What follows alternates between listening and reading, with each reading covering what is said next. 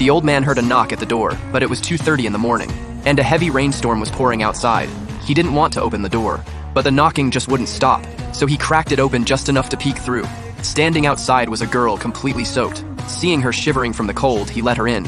He handed her a towel to dry off. When he asked what had happened to her, she said she had fallen asleep on the beach and got caught in the storm on her way back. That is why she came here for help. It wasn't until he noticed the sand all over her feet that the old man believed she was telling the truth.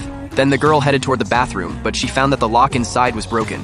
She didn't dare shower right away, so she turned on the water first and listened carefully for any movement outside. Only when she heard the old man stay put did she feel safe enough to start washing. But suddenly she heard a door open. This filled her with fear. It turned out he was just bringing her a towel. After warming up, she finally relaxed. When she came out, the old man had clothes ready for her. Then she picked up a glass and drank with him. But the next second, she noticed a lipstick stain on the glass. Someone else had been here not long ago. Clearly the old man had lied. Before she could react, a thud came from the roof. The old man put on his coat and went outside in the rain to check, leaving the girl alone in the house. Just then, a phone started ringing in the bedroom. But the old man had said he didn't have a phone. Filled with doubt, she walked into the room. She picked up the phone and saw many missed calls. Then she looked down and nearly died of fright. There was a body on the bed with its face covered.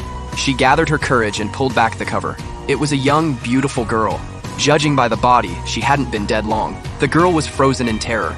The old man really was a psycho killer. Then a wave of dizziness hit her. Thinking back to the drink, she suddenly understood.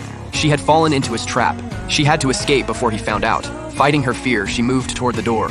At that moment, the old man picked up the phone from the floor, and she discovered the door was locked. As she desperately twisted the lock, he grabbed her from behind. Then he tied her up and threw her onto the bedroom bed.